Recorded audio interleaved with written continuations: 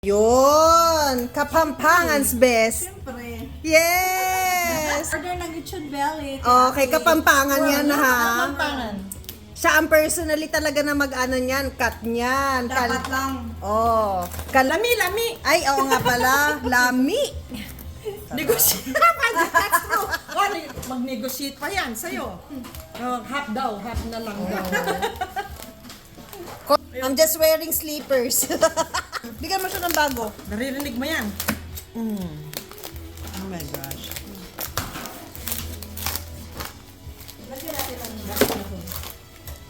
Ano ba ang dahon?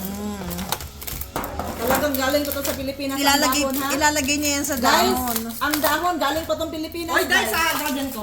Ay, ang swerte. Oo. Ang dami na. Dalang nabubuhay yun. Gusto mo bigyan kita saglit, iwalay natin yung mga ganito. Ganyan daw yung nagkakate.